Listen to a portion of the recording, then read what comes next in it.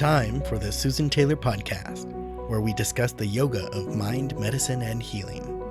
Author of Feeling Good Matters, Sexual Radiance, and the Vital Energy Program, Dr. Taylor imparts authentic knowledge and practical tools that inspire, educate, and empower us to be a healing force for positive change. So join us and take your life and our planet to the next level.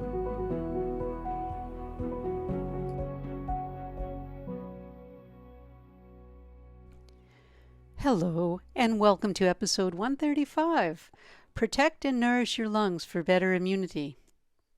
In our last episode, I spoke about lung health and immunity, and today I'd like to extend that further on ways to protect and nourish your lungs.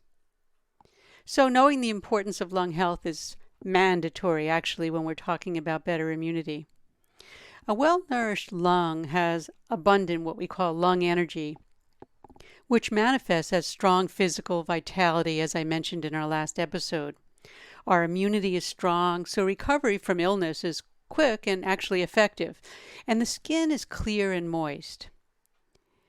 We want to look at protecting and nourishing the lung through food today because lung issues can come from many different sources.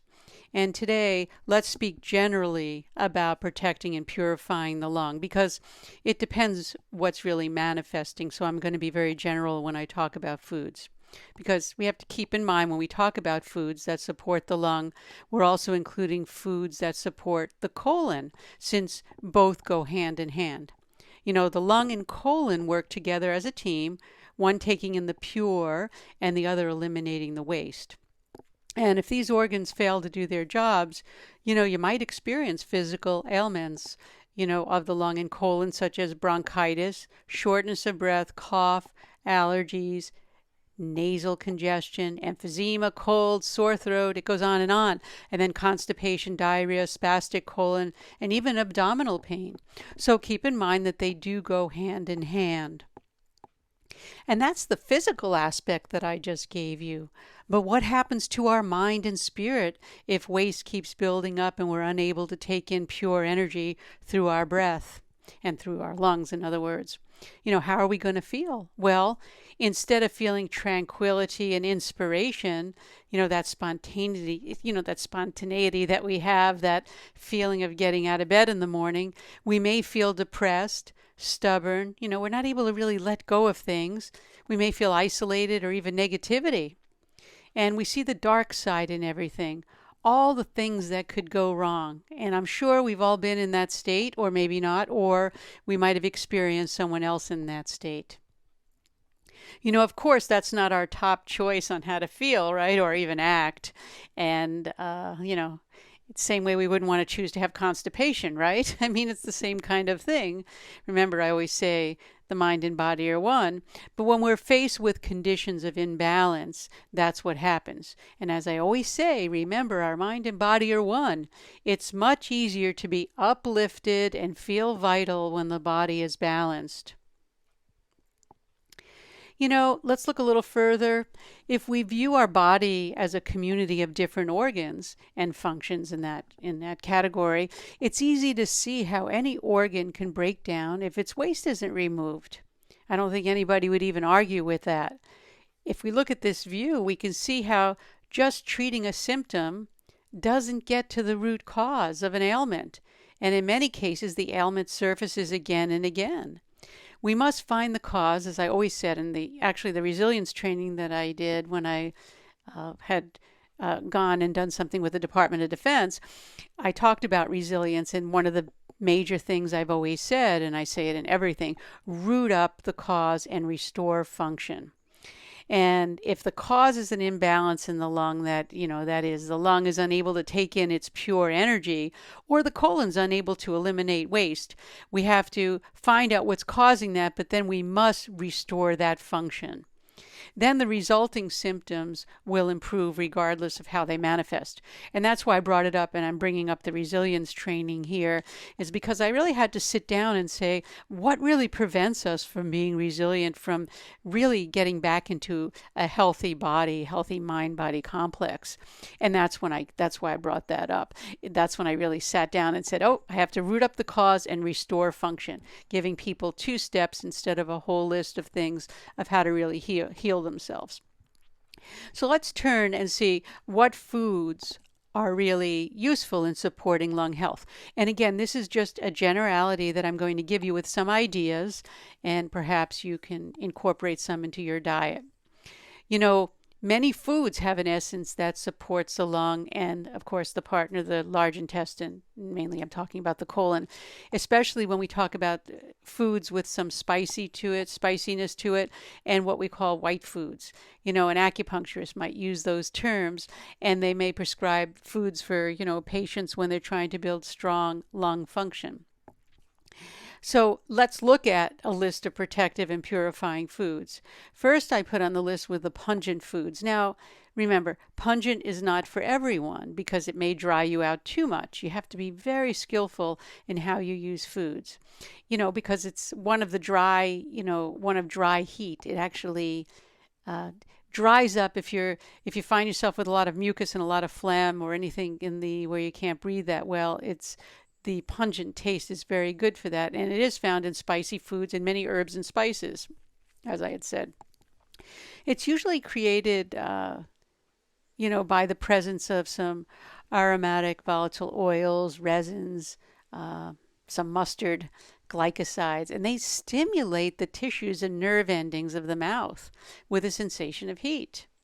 So keep in mind, though, that pungent foods are not helpful for all constitutions. These foods are beneficial if you have a lot of mucus, as I mentioned, or if you have weak digestion. Otherwise, it would be too drying for you. I've told you this in a former podcast where we were talking in an episode on digestive function, where I spoke about trichatu, which are 3 pungent spices: black pepper, long pepper, and ginger. And sometimes if I feel like I may have a cold coming on or something that's causing congestion, I may, steep a little bit of tea with that, and it dries up the extra dampness in the body. And that means if you have dampness, if you tend to be dry, you wouldn't be doing something like that. So some foods would be onion, garlic, white peppercorns, ginger, turnips. Daikon radish is also good, and that's just naming a few. You could make some soups with those types of spices and root vegetables in there. Mucilaginous foods help to support the mucous membranes in the lung and the colon. These plants remove old, thick mucoid deposits, and they tend to replace them with a new, clean coating, if you want to think of it that way. And some of the best known foods are the seaweeds and specific herbs and seeds. Some examples of this are kombu, marshmallow root, flaxseed, fenugreek, and I use roasted fenugreek in some of my vegetable dishes. In fact, I just had some this morning before recording this episode. It really helps, and it also helps to balance digestion. Another food on the list is the dark green and orange yellow vegetables. And why? Because they're rich in beta carotene, which is a provitamin A. Provitamin A gets converted to vitamin A. And research has shown that foods with beta carotene protect the lungs and colon and enhance immunity. Here we have our kale, collards, mustard greens, blue-green algae, and several herbs. And then we move on to fiber. Now we can see a lot of overlap here, right? Because I just mentioned, collards, kale, any of the green leafies, of course, they have fiber. But we get our fiber from fresh fruits and vegetables, and they contain the fiber. But we can also take a look at fiber more intimately.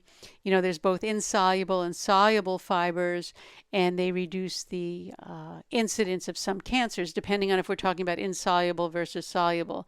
But we know that whole, fresh fruits and vegetables contain, the wheat bran, the pectin. Wheat bran would be more insoluble, pectin would be more soluble, and the soluble pectin, found in carrots, fruits, and vegetables.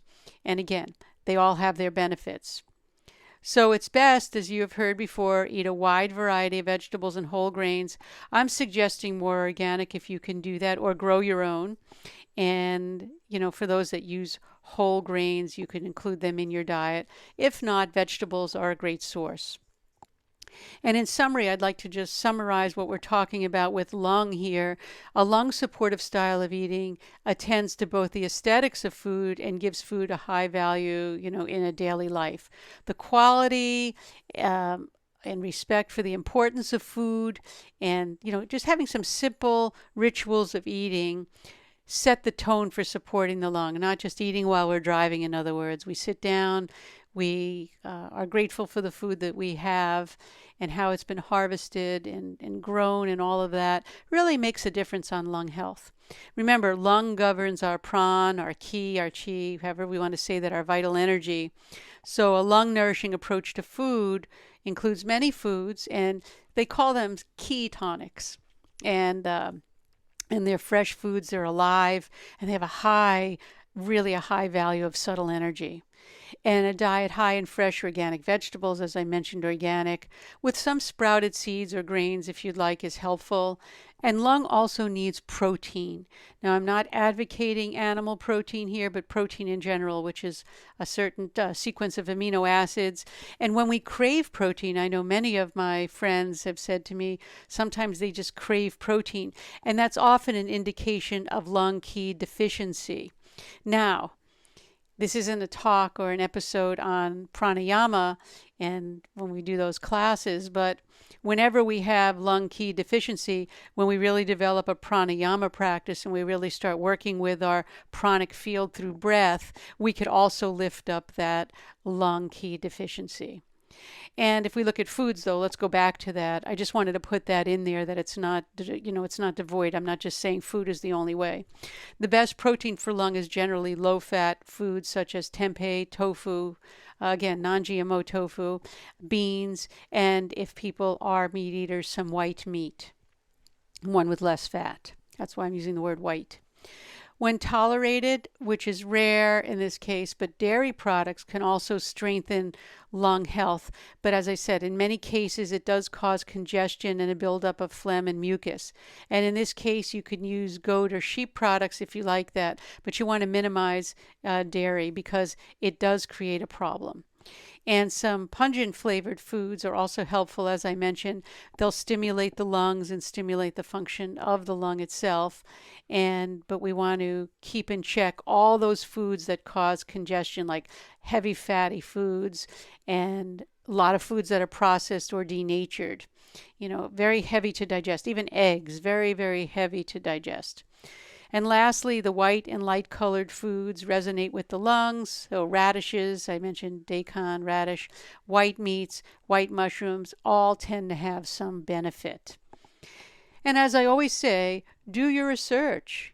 Do the research. What feels right for you? I'm always available if people want to talk to me, or you want me to do an episode on something related to diet, or you can consult with me privately. But do your research. And that brings us to the end of this episode. And if you'd like to be notified weekly for new podcasts, please subscribe. The Susan Taylor Podcast is available on YouTube, iTunes, Google Play, Stitcher, and TuneIn, and also on susantaylor.org, where you can click on the podcast to subscribe. And contact us at susantaylor.org if you have any questions, comments, or feedback. And thank you again for listening. Again, the Susan Taylor Podcast does come out every week. Any questions or comments, please send them my way. And until next time, remain calm, consciously aware, living in the moment.